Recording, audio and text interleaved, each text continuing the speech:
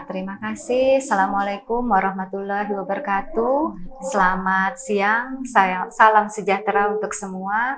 Perkenalkan, saya Apoteker Maria sebagai Kepala Puskesmas Alalak Tengah. Di samping saya ada Mbak Uswa, merupakan bidan koordinator untuk program imunisasi di Puskesmas Alalak Tengah. Hari ini karena menyambut Pekan Imunisasi Dunia, kami akan memberikan sedikit informasi dan edukasi terkait pentingnya imunisasi dan penyakit dicegah dengan imunisasi atau yang kita kenal dengan PD3I. Jadi mungkin saya akan langsung sharing berdua dengan Mbak Uswa bagaimana sih pentingnya imunisasi dan bagaimana imunisasi bisa mencegah penularan penyakit. Mungkin Mbak Uswa, saya langsung saja kita kenalan dengan yang namanya imunisasi. Kira-kira biar teman-teman di sini lebih kenal imunisasi itu apaan ya Mbak Uswa? Jadi imunisasi sendiri yang perlu diketahui itu adalah upaya untuk meningkatkan antibodi atau imunitas seseorang. Nah, itu dengan cara memasukkan antigen atau mikroorganisme tersendiri ke dalam tubuh untuk merangsang imunitas sehingga bisa melawan penyakit, khususnya tadi PD3I atau penyakit yang dapat dicegah dengan imunisasi. Jadi imunisasi sendiri merupakan sebuah usaha untuk pencegahan ya Mbak Usha, pencegahan terhadap serangan penyakit yang mungkin bisa terjadi apabila kita tidak antisipasi duluan. Nah, sekarang mungkin kita kenalan lagi Mbak Uswa, kenapa sih anak-anak atau bayi ini perlu diimunisasi? Apa alasannya kira-kira? Jadi kalau imunisasi sendiri untuk anak, untuk bayi pertama kali kan untuk bayi, anak dan anak sekolah, 3 sasaran biasanya kita di program itu kan untuk meningkatkan kekebalan. Nah, kekebalan sehingga kalau suatu saat mungkin ada dia terkena penyakit atau tertular, dia tidak terlalu parah. Nah, jadi dia punya antibodi atau kekuatan dan sistem imunnya itu bagus. Nah, karena kan yang disebabkan oleh PD3I biasanya itu hanya 2, kalau tidak cacat kematian. Ya, jadi teman-teman semua, Bapak Ibu yang mungkin mendengarkan acara kami, imunisasi ini menjadi sangat penting di mana pada proses imunisasi ini akan terjadi perlindungan terhadap tubuh si anak atau bayi, kemudian juga mencegah penularan virus dan bakteri yang tentunya mungkin bisa dipaparkan kepada bayi atau anak. Kemudian yang ketiga adalah bagaimana imunisasi ini bisa membangkitkan atau membuat imunitas di dalam tubuh sehingga dia lebih kuat. Nah, menjadi ini tentunya menjadi sebuah seperti pencegahan ya Mbak Uswa, di mana pencegahan tentunya lebih efektif ya, lebih efektif daripada kita harus berobat kalau sudah sakit kan repot ya.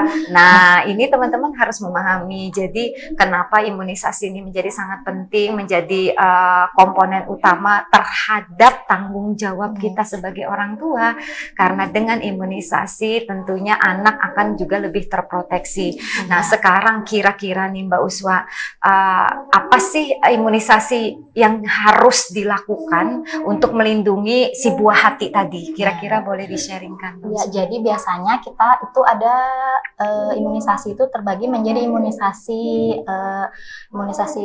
rutin dan imunisasi dasar dan imunisasi rutin lanjutan. Nah, di dalam imunisasi rutin itu kan ada dasar dan lanjutan. Nah, di dasar itu biasanya di bayi umur dari 0 sampai kurang dari 1 tahun. Nah, kalau lanjutan yang dari batita dan usia anak sekolah. Nah, untuk bayi biasanya, biasanya lahir di bidan atau di rumah sakit. Nah, pertama kali habis lahir langsung diberikan imunisasi hepatitis B0 atau HB0. Nih, jadi teman-teman, imunisasi yang pertama kali diberikan pada saat bayi baru lahir 0 sampai 24 jam itu adalah HB0. Kenapa sih HB0 menjadi lebih penting ya kira-kira? Jadi HB0 di sini biasanya meningkatkan menyelamatkan atau melindungi anak 90% terhadap penyakit 90% terhadap penyakit hepatitis. Kalau diberikan langsung setelah lahir. Nih, kata kuncinya nih sebagai orang tua yang punya buah hati ketika lahir, mohon imunisasi yang pertama kali harus kita berikan itu HB0 karena mencegah terhadap paparan atau masuknya penyakit hepatitis yang tentunya membahayakan. Kira-kira apa ya Mbak Usma membahayakannya ini? Biasanya hepatitis ini bisa menyebabkan sirosis atau kerusakan hati, kanker hati, dan juga yang terakhir itu kematian. Jadi kita pencegahan pertama kali, lini kita pertama kali itu ada di HB0. Jadi yang melahirkan dimanapun di fasilitas kesehatan atau di bidan praktek, nih mohon jangan lupa juga untuk bekerja sama dengan bidan atau dokter yang sedang menolong. Jangan lupa juga untuk hepatitis B0-nya diberikan. Kemudian selanjutnya di buku KIA sendiri itu ada jadwal imunisasi. Iya benar. Anak. Benar. Jadi ada namanya buku pink. Buku pink ini harus dibawa ya Bapak Ibu, teman-teman semua, di mana di buku pink ini kayak riwayat pemberian vaksin dari dia lahir sampai usia nanti 2 tahun. Jadi disinilah kita bisa melihat perjalanan vaksinasi si anak ya. Jadi buku pinknya jangan dibuang-buang ya, nggak usah taruh di mana gitu ya, lempar kemana, nggak boleh. Karena ini kayak sejarahnya imunisasi ya. Biasanya kalau misalnya ada yang beberapa pengalaman kita di puskesmas yang mau keluar negeri biasanya dicari tuh. Dicari. Oke. Iya benar. Jadi yang punya anak yang kan rezeki kita ada tahu. Benar. Kita tidak pernah tahu, mungkin ada pindah, mutasi dan lain-lain. Jadi buku pink ternyata dicari ketika keluar negeri. Nah, kemudian setelah 24 jam BCG di usia di BCG biasanya dikurang dari 1 bulan. Kurang dari 1 bulan itu ada BCG dilanjutkan dengan polio. Ini polio kalau nggak salah ada 4 ya. Ada 4 pemberian polio. Nanti kita step by step. Sekarang step yang kedua BCG dan polio. BCG buat nyegah apaan sih? BCG biasanya kita berikan untuk pencegahan terhadap penyakit TBC. Oh, TBC. TBC kita masih tinggi. Ya, teman-teman kita Indonesia masih belum bebas TBC ya. Jadi dimanapun, kapanpun proteksi kita terhadap anak dan bayi ini harus sangat lebih kuat karena kuman TB masih banyak beredar di mana-mana.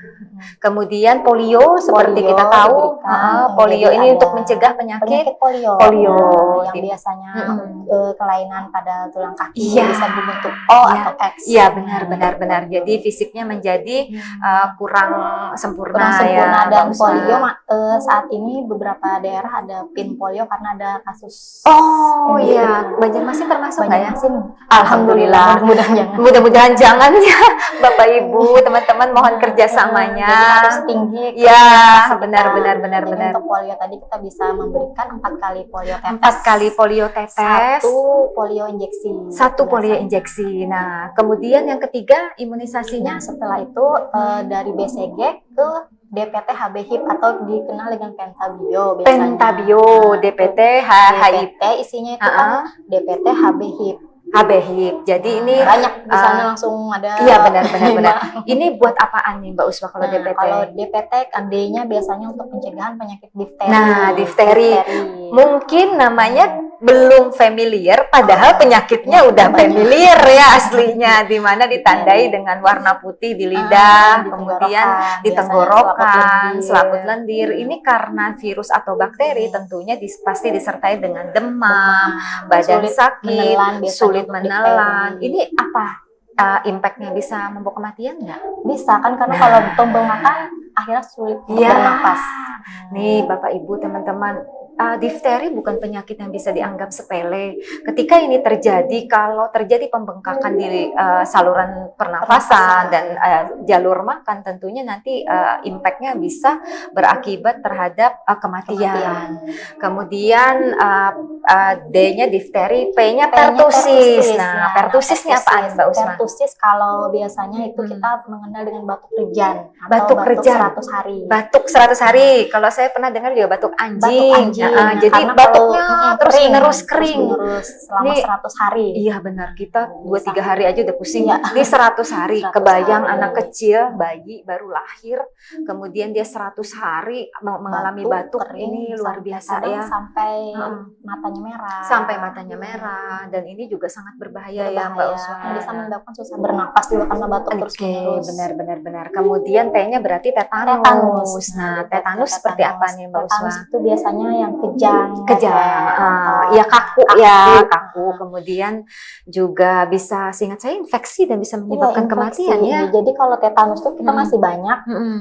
Misalnya kita luka, terkena, tiba-tiba di sana ada bakterinya, Clostridium tetani ya namanya. Benar. Nah, Ya. itu bisa menyebabkan Mm-mm. tetanus. Kalau di bayi biasanya Mm-mm. kalau persalinan tidak bersih atau Benar, steril, alat-alatnya benar, tali bisa pusat ya menyebabkan Mbak Usma tetanus ya, ya, karena paling kita nggak pernah sekali. ada kasus waktu itu ya, Mm-mm. tali pusatnya dipotong dengan alat yang mungkin belum steril, Belum steril. akibatnya bayinya infeksi tetanus, dan ini lumayan membahayakan karena si bayi belum punya proteksi gitu, belum punya perlindungan. Nah, jadi ini DPT dilanjutkan atau dibarengkan dengan polio juga. DPT di dalamnya juga ada HB. HB ya, 5 biasanya penta. DPT, HB. HB-nya untuk hepatitis tadi bernyambung. Oh, menyambung yang Ada pertama. lagi. Oke. Namanya HB. DPT HB 1, 2, 3. 3 kali ada juga. 4 kali dengan HB 0. 4 kali dengan HB 0. Untuk Jadi ini hepatitis. Bapak Ibu ya, teman-teman semua, kalau punya anak terutama di bawah 1 tahun, memang harus rajin Harus gitu, lengkap. harus Wajib. lengkap. Karena siapa sih orang tua yang tidak pengen anaknya lahir sempurna, tumbuh dengan sehat, berkembang dengan fisik yang sempurna, kecerdasan yang memang bagus gitu. Tapi kalau kita sebagai orang tua tanggung jawabnya kurang, nanti yang kasihan si anak ini Iya. sampai dia dewasa, apalagi sampai berpengaruh terhadap fisik ya Mbak Uswa ya. Kemudian di 9 bulan belum masih DPT, ada HB, DPT. HIP. Oh HIP, iya HIP. Nulis untuk Influenza ya, tipe B. influenza tipe B nih. Ya, jadi lengkap jadi banget. ada lengkap, sudah untuk di puskesmas, untuk di pemerintah biasanya sudah lengkap. Nah, sekarang yang terbaru kita masuk bulan Oktober tahun tadi yang PCP. Oh, PCP benar, PCP baru Ya, kita. baru. Jadi di PCP ini kita juga kemarin sempat ya menggiatkan sosialisasinya, PCP. karena ternyata masih banyak orang tua yang belum tahu kalau kita tuh punya PCP. Sudah ada PCP di puskesmas. Padahal PCP ini menjadi sangat penting ya, karena efeknya bisa seperti apa Mbak Nah, Usma? efeknya kan itu untuk pencegahan pneumonia. Iya, Pneumonia yang radang batuk ya, sampai sesak. radang paru. Radang paru. Nah, biasanya itu lumayan berbahaya untuk anak-anak. Benar, orang dewasa aja punya pneumonia itu Pneumonia sesak. istilahnya tepar gitu, luar biasa. apalagi anak kecil, apalagi bayi ya. Iya. Nah, jadi PCP sudah masuk di Oktober tadi dan terus berlanjut Terus ya berlanjut. Mbak Usma. Nah, untuk Kapan khusus kira-kira? Kota Banjarmasin. Khusus Kota Banjarmasin, udah difasilitasi sekali ya Banjarmasin. Nah, sekarang si PCP ini kapan diberikan? Nah, PCP barengan tadi sekarang. Jadi kiri kanan. Kiri. Nih si Bayu udah ngambek aja, saya banyak banget disuntik gitu. Tapi memang itu untungnya sekarang kan barengan vaksinnya langsung Oh iya. bisa sekalian. Nah, saya dapat Ya, pertanyaan gitu. pernah nih waktu di lapangan. Bu, itu suntik semua apa nggak bahaya anak saya? Nih, kira-kira seperti apa jawabnya Mbak Nah, jadi Usma? biasanya kalau suntik tuh kita sudah ada aturannya sendiri. Jadi yang memang kalau memang barengan tuh berarti memang vaksinnya boleh dibarengkan. Oh, Nah, jadi secara- satu file gitu? Bukan. Oh, kiri cuman kanan. kiri Misalnya, kanan, satu. DPT HB-HIP-nya sebelah kanan. Oh, oke. PCP-nya sebelah kiri. Oh, oke. Nah, gitu ya teman-teman. Jadi bukan satu file digabung jadi satu tuh semua vaksinnya pada berantem nanti ya. Jadi sudah Pentabio sudah menjadi satu kesatuan, yang satunya ada VCV diberikan di paha kiri dan satunya di paha kanan. Jadi tenang aja. Kemudian dan aman. Aman. Nah, biasanya banyak juga yang orang tuanya Takut gitu. Bu, satu aja dulu. Nawar nih, nawar. Boleh. Cuman kasihan anaknya kan benar. jadinya tiap bulan Iya, harus imunisasi. benar, yang tadinya benar, cuma benar, sampai benar. 4 bulan stop, ini lanjut Istirahat, lagi, benar. Nah, Nih dan jadi tambah banyak. benar. Jadi Bapak Ibu, teman-teman semua jangan khawatir sebenarnya ya, aman untuk Double kita suntikan. double suntikan. Malah dengan double suntikan itu si bayi malah tidak terlalu sering Tidak terlalu terpapar sering karena terpapar jadi kita dengan langsung suntikan. suntik kiri dan kanan, dan alhamdulillah sampai hari ini Sampai belum hari ini ada aman. ya, belum ada laporan. Mudah-mudahan tidak ada laporan ya Mbak Uswa ya. Kita ada yang disebut dengan KIPI, kejadian ikutan pasca imunisasi. Nih, yang sering banget saya ditanya, Bu Maria, ini kalau anak saya diimunisasi, ntar sakit Bu, ntar merah-merah, ntar bengkak Bu, saya takut nanti cerewet. Nah, kira-kira gimana? Jadi kalau biasanya, nah KIPI itu kejadian ikutan tadi pasca imunisasi memang ada di beberapa vaksin. Nah, biasanya untuk BCG pun ada, kan biasanya ada berbentuk scar atau merah. Kalau sudah lama-lama ada berbekas. Nah, itu cuman aman. Nah, untuk DPT, HB-HIB dan PCP biasanya memang ada sedikit reaksi tubuh, reaksi anak kan beda-beda. Ada yang memang anaknya habis disuntik demam, ada yang ladar aja Bu, panas sedikit. Ada yang nggak panas sama sekali. Jadi memang beda-beda. respon tubuhnya beda-beda. Ya. Mungkin Bapak Ibu atau teman-teman semua yang pernah mendapatkan vaksinasi COVID pun juga reaksinya kan tiap orang beda-beda, jadi tidak sama. Jadi kalau di anak pun reaksinya misalnya ada demam, agak sedikit bengkak, itu masih aman dikompres ya. Biasanya paling jadi aman dikompres bekas suntikan. Benar. Jadi Bapak Ibu, kita di luar sana ada berbagai macam produk yang bisa untuk kompres demam, kemudian bisa, kompres bengkak boleh. Gitu ya, atau diminumkan obat paracetamol ya juga boleh. Atau kalau Bapak Ibu masih khawatir pun masih bisa berkonsultasi dengan dokter kita yang ada di puskesmas.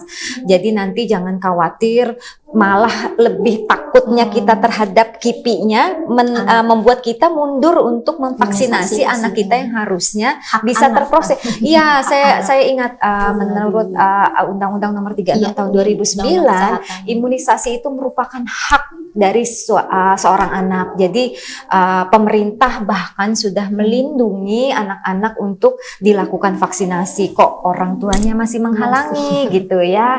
Mungkin Bapak Ibu teman-teman semua ini yang harus banget kita pahami sebagai orang tua, agar anak-anak kita mendapatkan hak sesuai dengan yang sudah diatur oleh pemerintah.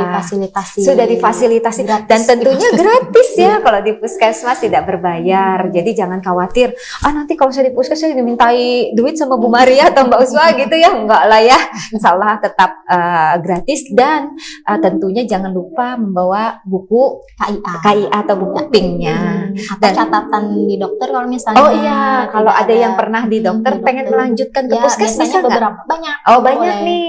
Jadi kalau mungkin pertama kali benar. Jadi kalau misalnya pertama kali lahir di rumah sakit dibantu oleh dokter, kemudian ada catatannya, boleh dibawa ke puskesmas, nanti di puskes yang akan merekapkan jadi satu ya. Oke. Kemudian yang terakhir di bawah 1 tahun tadi di bawah 1 tahun biasanya diberikan campak, dan sekarang campak rubella, campak MR ya, measles rubella, benar. Kalau dulu campak, sekarang MR. Kemarin sempat pro kontra juga rubellanya. Iya benar. Kita juga sempat mendapatkan ini ya, penolakan. Bapak Ibu, campak ini sebenarnya penyakit lama. Kita mengenalnya dengan nama kerumut kalau orang Banjar bilang. Tapi sebenarnya ini penyakit lama yang sebenarnya masih terus muncul ya, Mbak Usmu. Nah, kalau misalnya kerumutnya, kalau orang Banjar tuh ada apa aja. Sebenarnya komplikasinya benar. Apa kira-kira? Atau campaknya aman, cuma komplikasinya yang berbahaya. Komplikasinya apa nih yang berbahaya? Komplikasi yang pertama bisa menyebabkan radang otak, radang paru, radang otak, pneumonia, kemudian meningitis, kemudian juga bisa mengakibatkan kalau dia sudah radang paru, susah bernafas, bisa menyebabkan kematian.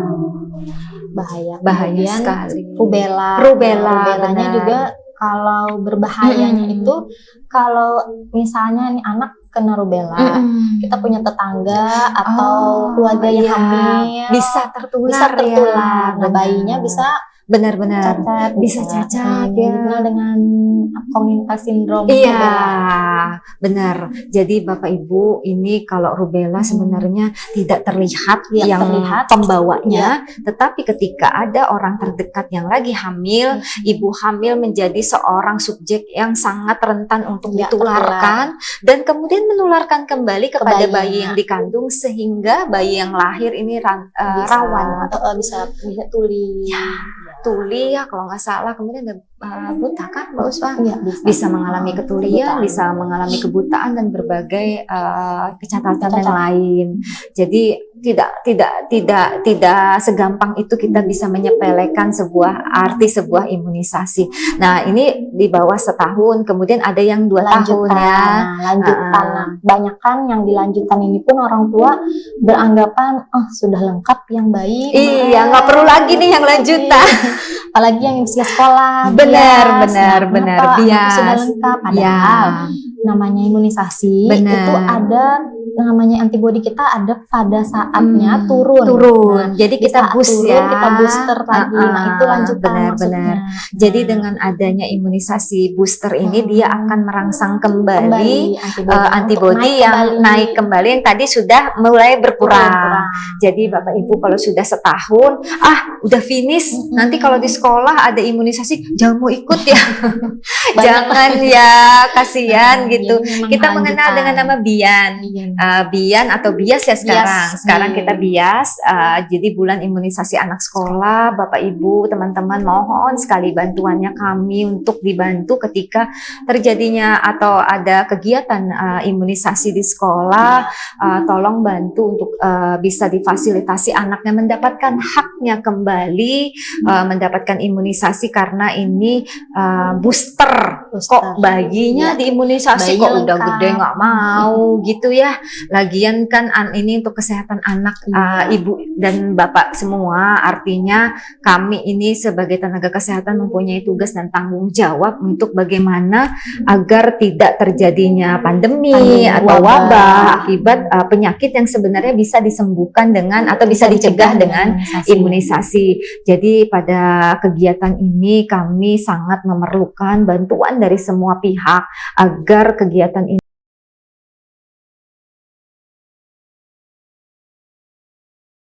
lahir dan tumbuh dengan sehat. Tentunya itu menjadi harapan kami semua, bagaimana Pekan Imunisasi Dunia ini menjadi penyemangat kita semua untuk kami bisa makin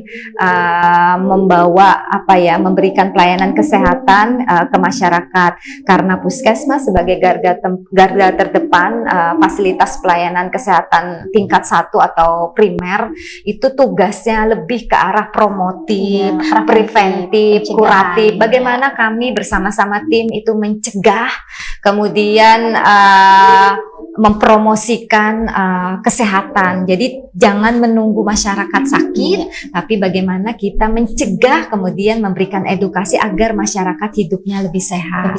Tentunya ini menjadi tujuan kita bersama, dan semoga dengan Hari Kesehatan, Pekan Imunisasi Sedunia ini mampu menjadi barometer kita untuk semakin bisa mencapai angka imunisasi dan mengejar yang belum Bapak Ibu. Ini kami mempunyai tugas dan tanggung jawab. Masih diterima, masih boleh, silahkan datang ke Puskesmas. Kami akan sangat terbuka menerima Bapak Ibu dan teman-teman semua. Mungkin itu sharing dari saya, Apoteker Maria dan Mbak Uswatun hari ini. Semoga bisa bermanfaat. Mohon maaf kalau kami ada salah dan hilaf, dan salam sehat untuk semua. Terima kasih. Wabillahi taufiq wal hidayah. Wassalamualaikum warahmatullahi wabarakatuh.